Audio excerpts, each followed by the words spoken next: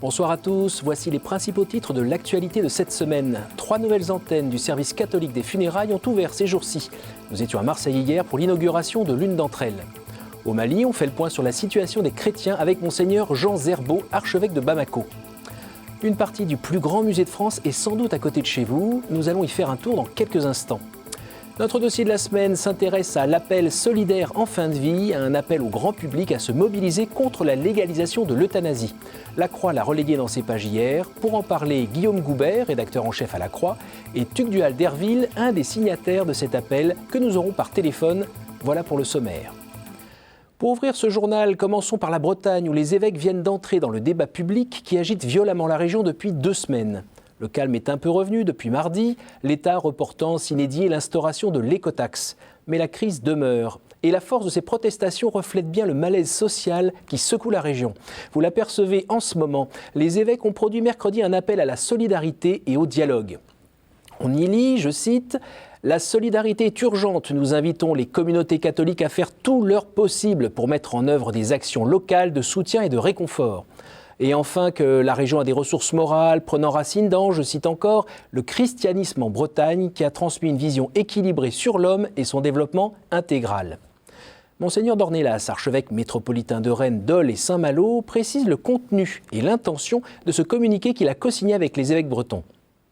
C'est l'évêque de Saint-Brieuc qui a pensé qu'il était bon que nous disions ensemble quelque chose pour soutenir l'effort du dialogue qui est nécessaire par rapport à la situation difficile que traverse la Bretagne dans la crise agroalimentaire, pour encourager cette recherche de solutions innovantes, mais aussi pour manifester notre proximité vis-à-vis des familles et des personnes qui sont dans l'angoisse, et pour appeler les chrétiens à faire quelque chose, des actions peut-être petites, mais qui sont indispensables pour soutenir les personnes qui sont dans l'épreuve.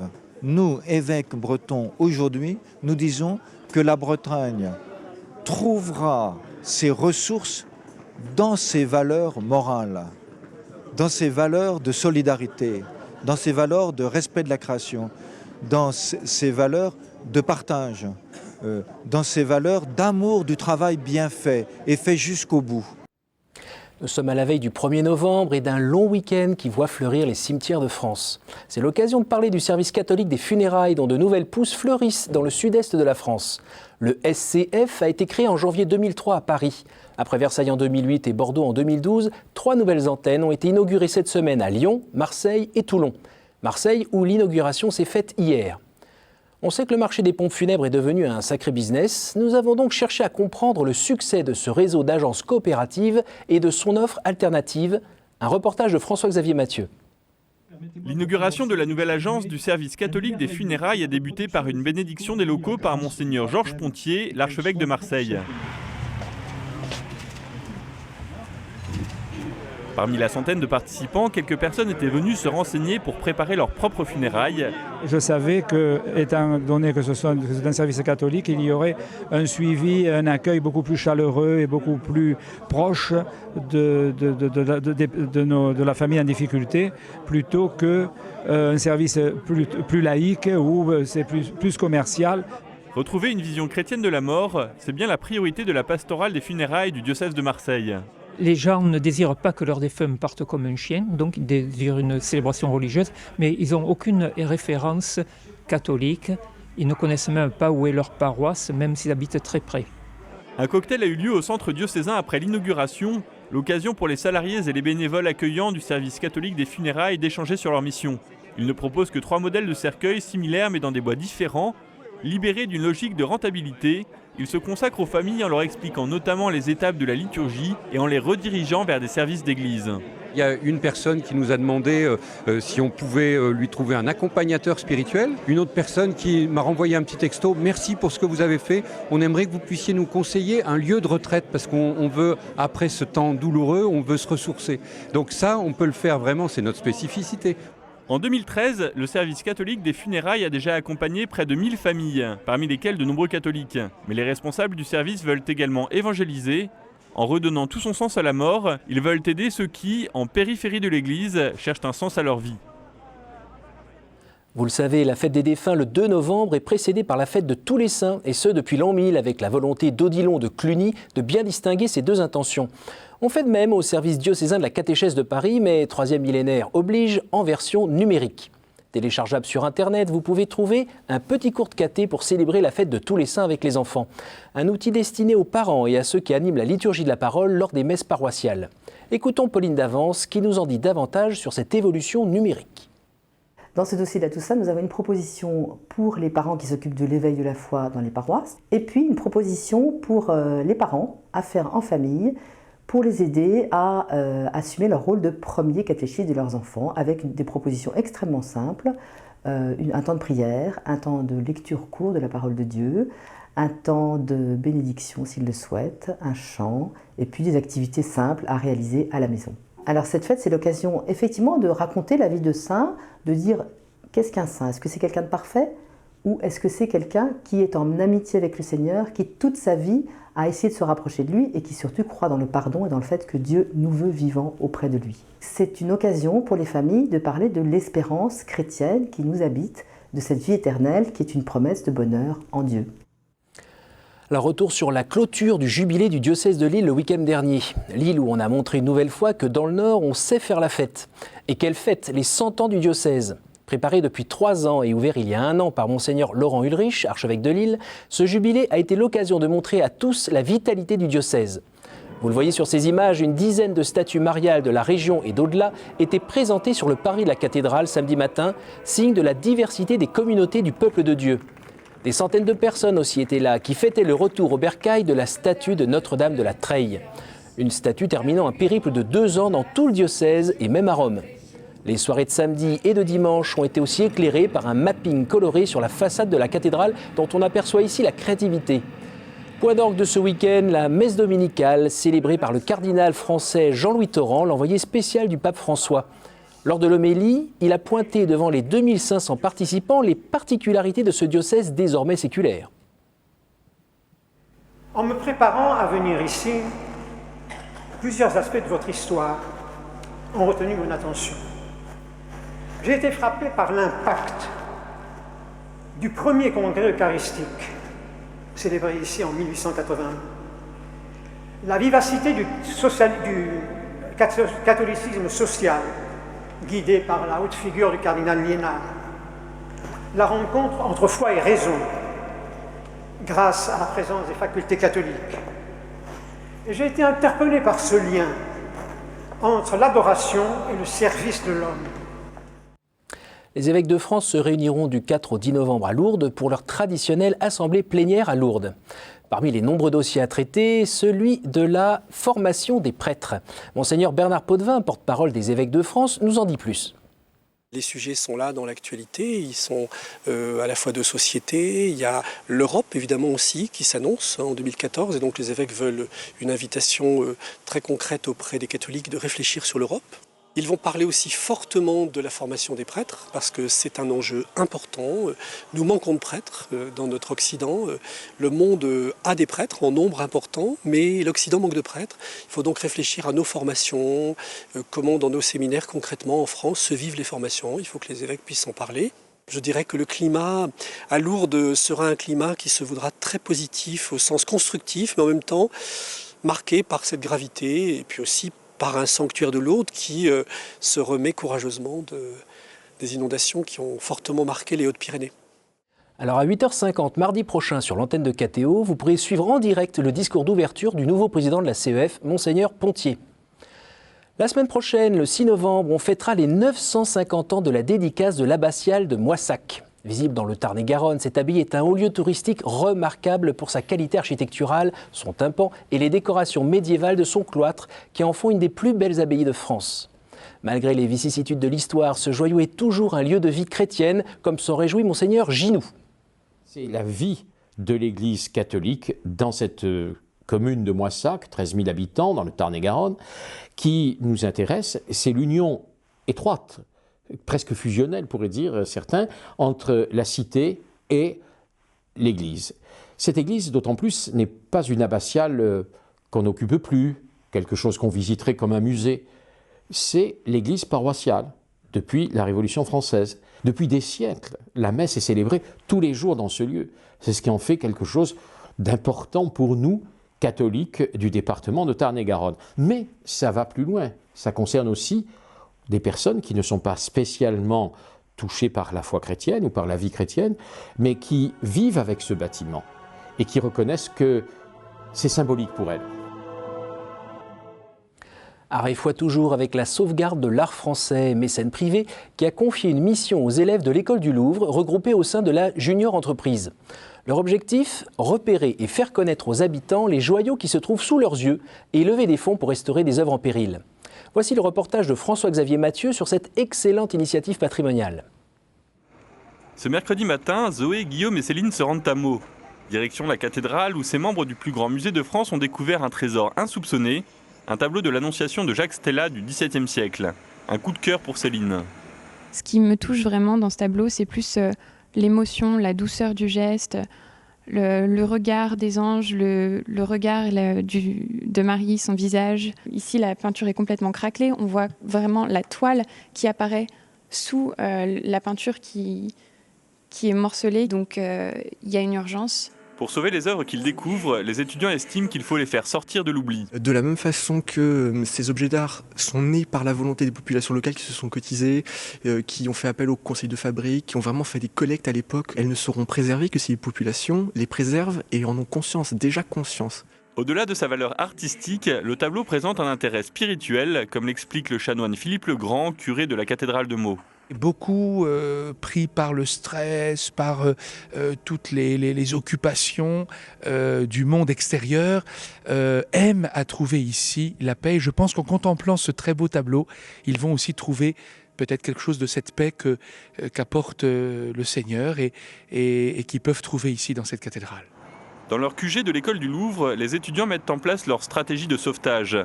Avec la communication dans les médias et le mécénat, il s'agit maintenant de lever un maximum de fonds pour restaurer l'œuvre de Stella. Depuis sa fondation, le plus grand musée de France a déjà collecté 60 000 €, une somme tout à fait insuffisante pour sauver la pléthore d'œuvres oubliées dans les églises. Pour ouvrir notre page internationale, 3 nouvelles en bref. En Algérie, l'enquête sur la mort des moines de Tibirine pourrait être bientôt relancée.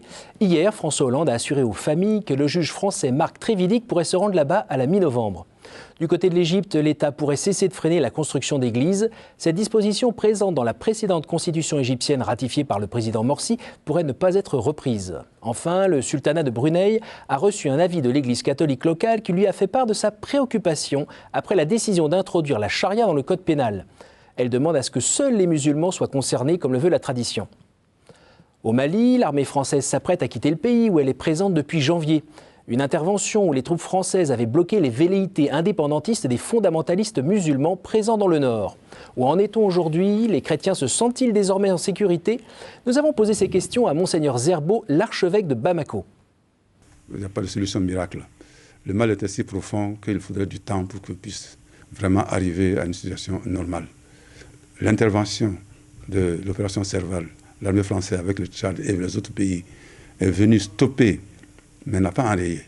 Je pense que la situation dans laquelle nous sommes aujourd'hui, c'est au lieu d'avoir en face de soi des adversaires qui viennent, qui donnent leur visage, ils sont éparpillés, ils sont un peu partout. Alors ça rend encore difficile la tâche. D'où l'appel vraiment à ceux qui sont venus nous aider à être persévérants, à rester encore avec nous. En bref, dans le registre bioéthique, Un de nous, l'initiative pour la sauvegarde de l'embryon en Europe, a atteint le nombre de signatures requis, 1,6 million, quand le seuil requis était de 1 million. Il reste jusqu'à vendredi soir minuit aux Français pour atteindre le nombre symbolique des 100 000 signatures. En Belgique, vous le savez sans doute, un projet de loi veut étendre l'euthanasie aux mineurs et personnes déficientes intellectuelles. Si une majorité de partis politiques soutient une telle modification, l'adoption du texte est freinée par l'opposition des formations chrétiennes démocrates et centristes, membres de la coalition gouvernementale. Il n'est donc pas certain que ce projet soit voté avant la fin de la législature au printemps prochain. Karine Brochier, membre de l'Institut européen de bioéthique, tient à nous rappeler la folie de cette extension. François-Xavier Mathieu a recueilli son intervention. Le travail parlementaire pour l'extension de la loi dépénalisant l'euthanasie avec ces propositions de loi permettant l'euthanasie des enfants mineurs, peut-être aussi des personnes atteintes de démence, mais aussi des propositions de loi qui mettent en cause la clause de conscience du personnel soignant. Voilà, ce sont toutes ces propositions de loi qui sont maintenant à nouveau sur la table des sénateurs en commission où on entend des experts choisis pour voir si c'est vraiment opportun que la loi soit étendue. Là, vraiment, la résistance doit se faire. Nous devons essayer de conscientiser tous les citoyens sur le fait que l'extension de la loi, déjà la loi n'est pas bonne, mais alors une extension de la loi, alors là, vraiment, nous ne savons pas où nous allons. Comme prévu, dans quelques instants, nous retrouvons nos invités pour parler d'une nouvelle levée de bouclier contre la légalisation de l'euthanasie. Juste avant, jetons un coup d'œil sur ce que vos hebdomadaires chrétiens vous ont réservé cette semaine.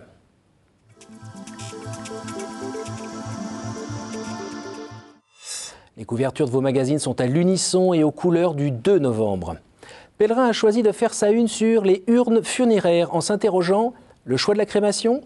En effet, depuis 30 ans, les funérailles avec crémation se développent dans l'Hexagone. Elles représentent aujourd'hui 33% des obsèques. Le magazine analyse cette tendance. La vie aussi parle de la mort. Vivre avec ses morts quand l'au-delà fait signe, titre-t-elle. On trouvera dans le magazine une enquête sur des expériences peu ordinaires du côté de la psychologie et de la foi. Enfin, Famille chrétienne titre « Par la mort vers la vie ». Les abonnés pourront y lire un reportage sur les sœurs Augustines du bien mourir. Souvenez-vous, il y a un peu plus d'une semaine, François Hollande prenait la parole pour parler du cas de Leonarda, la jeune Roumaine expulsée de France. À cette occasion, on l'a entendu dire « Les valeurs de la République, c'est le respect de la loi ». Dans sa chronique bimensuelle, le père Armogat revient sur ce mot « valeur », tant utilisé qu'il en a perdu sa valeur. Les idéaux de la République ont connu plusieurs avatars. Nous avons connu la devise « liberté, égalité, fraternité ». Puis, il y a une vingtaine d'années, on a parlé des principes de la République, dont la liste n'était pas très bien établie. On parle maintenant des valeurs de la République, et ces valeurs sont inscrites dans le bronze, l'argent et l'or par la monnaie de Paris. Alors, il y a les trois valeurs que j'appellerais théologales, liberté, égalité, fraternité, et puis les quatre autres que j'appellerais cardinales, qui sont le respect, la justice, la paix et la laïcité. Alors, devant cette sorte de canonisation des valeurs de la République, on peut se poser deux ou trois questions. D'abord, pourquoi parmi ces valeurs n'y a-t-il pas la solidarité? Pourquoi n'y a-t-il pas la vérité? Et puis, n'y a-t-il pas une sorte de doublon ou de méconnaissance de ce que les mots signifient, de prétendre qu'à côté de la liberté, il faille proclamer la justice, ou à côté de l'égalité, le respect, ou à côté de la fraternité, la paix? Est-ce que les trois principes gravés sur le fronton de nos écoles ne pourraient pas suffire pour apprendre à enseigner les valeurs de la République?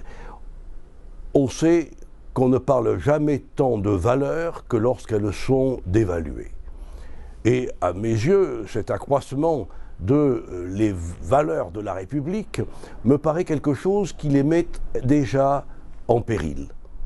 Et puis, peut-être faut-il rappeler que s'il y a ces 7 valeurs comme les 7 sacrements ou les 7 péchés capitaux, nous avons depuis longtemps les 8 béatitudes qui ont déjà proclamé le respect, la paix, la justice et la liberté. Il est vrai que peut-être il manque la laïcité, qui est une de ces valeurs dont on ne sait pas très bien où la mettre ni quoi en faire. Merci Père, rendez-vous donc dans 15 jours pour une nouvelle chronique. Place maintenant notre dossier de la semaine.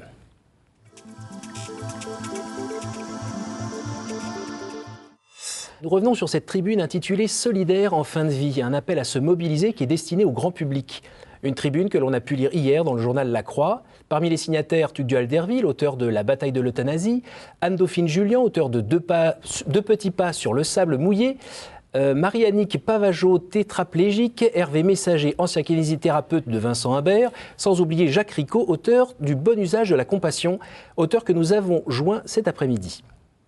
Derrière cette revendication d'une légalisation de l'euthanasie ou du suicide assisté, je suis assez bien placé, moi qui fréquente les milieux du handicap en particulier, pour savoir que les personnes vulnérables se sentent profondément atteintes quand on leur dit « mais si vous le voulez, vous savez, vous avez la possibilité, vous auriez la possibilité, comme en Belgique, comme aux Pays-Bas, que l'on vous supprime ». Ce que je redoute par-dessus tout, c'est qu'ils finissent par se considérer comme un fardeau pour l'ensemble de la société.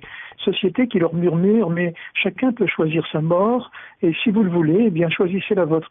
Mais cette façon de raisonner a un impact immédiat qui fait qu'on intériorise l'inutilité de vivre. Guillaume Goubert, bonsoir. Bonsoir. Alors première question, comment cette tribune s'est retrouvée dans votre journal et pourquoi vous avez souhaité la relayer ? Alors, effectivement, elle s'est retrouvée dans notre journal parce qu'on nous l'a proposée. Pourquoi est-ce qu'on a souhaité la relayer ? Vous savez, une question qu'on se pose souvent dans ce genre de cas, c'est si on ne le fait pas, qui va le faire ? Or, le marché médiatique fonctionne actuellement d'une façon telle que ceux qui sont favorables à l'euthanasie ont beaucoup moins de mal à se faire entendre que ceux qui défendent l'idée de la dignité de la vie jusqu'au bout. Donc pour nous, c'était assez naturel et ça rejoint nos propres convictions de relayer ce texte. Alors nous sommes en ligne avec Tugdual Derville. Bonsoir Tugdual. Bonsoir à tous et à tous les auditeurs et téléspectateurs. Alors vous faites donc partie des signataires de cette tribune. Qu'est-ce que vous attendez de cette publication ? Eh bien, c'est vraiment un cri d'alarme. C'est vrai que nous lançons, et comme l'a très bien dit Jacques Ricot, c'est avec et pour les personnes les plus vulnérables. Et d'ailleurs, avec et pour chacun d'entre nous, parce que c'est le propre de l'homme de traverser des situations de grande vulnérabilité. Et nous voyons bien qu'aujourd'hui, il y a une pression, notamment à l'approche du 2 novembre, journée des défunts, que en France, les promoteurs de l'euthanasie ont voulu renommer journée pour le droit à l'euthanasie. Et nous pensons qu'il y a une grande confusion dans l'opinion publique, avec des expériences parfois difficiles de fin de vie, de souffrance, avec des peurs bien légitimes, et qui font... cette confusion fait le lit, au fond, de la revendication de l'euthanasie, et nous pensons que c'est vraiment le moment de se réunir, de se rassembler, de se rassembler entre personnalités et citoyens concernés par la vulnérabilité et qui veulent véritablement qu'on redise à toutes les personnes qu'elles ont leur place dans la société, quelle que soit leur situation de santé, quelle que soit leur situation mentale. Et on l'a vu tout à l'heure avec Karine Brochier, que vous aviez interviewé, qu'en Belgique, là où l'euthanasie a été dépénalisée, c'est la fuite en avant. On est allé jusqu'à euthanasier récemment dans un des pays qui l'avait légalisé une personne qui vivait la souffrance d'une intervention chirurgicale transgenre, et cette personne a été euthanasiée pour sa souffrance psychique. Et ça, c'est vraiment une pente glissante que nous ne pouvons pas laisser avancer en France. Et c'est le sens de notre appel que les personnes peuvent signer sur un site internet solidairefindevie.fr. Et nous espérons montrer aussi au gouvernement qui hésite aujourd'hui, on le sait bien, avec une proposition du président de la République qui ne disait pas, heureusement, le mot euthanasie, mais on voit que c'est en débat. Eh bien, nous souhaitons montrer que nous sommes assez nombreux pour défendre les personnes les plus vulnérables contre l'idée d'euthanasie et pour que le gouvernement, c'est vrai, soit dissuadé d'une dépénalisation ou d'une légalisation de l'euthanasie dans notre pays. Alors, merci Tugdual. Guillaume Goubert, on parle aussi des médias, donc du poids des médias dans le débat. Dans cette tribune, on lit « Préférez-vous survivre en souffrant atrocement ou mourir paisiblement sans souffrir ?» qui était un peu une façon de brocarder certains sondages et des résultats de sondages qui sont ensuite publiés et qui montrent qu'une partie des Français est favorable à l'euthanasie. Comment vous faites justement dans un journal comme La Croix pour ne pas être le mégaphone de ce genre d'initiative, de ces résultats? Une des choses que nous faisons, c'est de ne pas autoriser ceux qui sont favorables à l'euthanasie de s'approprier le terme « mourir dans la dignité ». C'est-à-dire que c'est vraiment quelque chose sur lequel nous revenons très souvent dans les éditoriaux. Et par exemple devant vos caméras, pour dire que mourir dans la dignité n'est pas réservé à ceux qui souhaitent l'euthanasie. Je veux dire, toute personne peut mourir dans la dignité tout en allant jusqu'au bout de son existence, et il ne faut pas accepter que ce vocable très beau de dignité soit annexé par ceux qui militent pour l'euthanasie. Tugdual Derville, une dernière question. Comment cet appel a été reçu ? Et il est pour l'instant très bien reçu, puisqu'il y a des milliers de signatures qui ont afflué. Je tiens d'ailleurs à remercier la Croix, parce que c'est vrai qu'on l'a vu, et je le dis dans mon livre, que la presse écrite permet du recul, permet de sortir d'une émotion qui manipule. Et nous voulons avoir un grand travail d'explication. Lorsque nous discutons avec l'homme ou la femme de la rue un peu partout de ce sujet, même ceux qui disent être favorables à l'euthanasie en première intention, alors qu'on discute en profondeur avec ces personnes, on sent simplement qu'elles veulent être bien soignées, qu'elles veulent des soins antidouleurs, un accompagnement, et tout ça c'est méconnu. Et donc nous allons élargir encore cet appel. Des personnalités multiples, de différentes sensibilités politiques, spirituelles, de sensibilités culturelles multiples vont nous rejoindre pour que vraiment il y ait un rempart, c'est vrai. Et qu'à la fois, bien sûr, nous disions non à l'euthanasie, mais ce non passe par de grands oui aussi à l'accueil des personnes les plus vulnérables. Moi-même, j'ai fondé À Bras de Verre quand j'étais jeune, Jacques Ricot, Anne-Dauphine Jullian, Hervé Messager, et aussi Marie-Yvonne Pavageau, qui vit depuis des années dans une tétraplégie très profonde et qui est un magnifique témoin de vie. Toutes ces personnes ont en commun l'expérience auprès des gens vulnérables, souffrants, fragiles, et cette expérience qui est aussi un signe de civilisation. Si nous arrivons à faire à ces personnes une place de choix au cœur de la société, comme l'a très bien dit Jacques Ricot tout à l'heure, alors cette tentation d'en finir, de déserter parce que ces personnes se sentiraient de trop, cette tentation, elle s'efface devant le sentiment d'être précieux pour toute la société. Et ça, c'est, je pense, en temps de crise économique et sociale, le message principal que nous devons relayer ensemble, que les plus fragiles et les plus vulnérables ne se sentent surtout pas exclus de la société, car ils sont précieux pour justement humaniser cette société. Merci Tugdual. Guillaume Goudgoubert, dernière question. Sans dévoiler le plan de bataille de la rédaction de La Croix, comment vous allez suivre ce dossier euthanasie ces prochains mois ? Il y a des rendez-vous importants qui vont demander de l'attention, notamment le débat devant le comité consultatif national d'éthique qui doit aboutir, je crois, au mois de décembre et qui va être précédé par des débats, comme on dit, citoyens de nos jours et qui n'auront peut-être pas forcément tout l'écho qu'ils mériteront. Donc nous allons être très très attentifs à rendre compte de ce qui se passe, de ce qui se dit. Le comité d'éthique a jusqu'ici adopté une position prudente, nuancée, et je pense qu'il est bon de continuer à regarder de près, de façon à ce qu'il n'y ait pas une sorte de boîte noire dont sortirait un avis surprenant. Merci messieurs pour cet échange. Ce combat contre la légalisation de l'euthanasie en France se poursuit et on voit qu'il prend une nouvelle ampleur. Nous continuerons de suivre ce dossier. L'Église aussi se mobilise. L'évêque de Tarbes et Lourdes vient de publier un livret de 12 pages que vous pourrez lire en intégralité sur le site du diocèse. Merci à vous, chers téléspectateurs, pour votre fidélité. Vous pourrez revoir nos programmes sur ktotv.com. Bonne fête de la Toussaint à chacun d'entre vous. Rendez-vous la semaine prochaine, même heure, même endroit.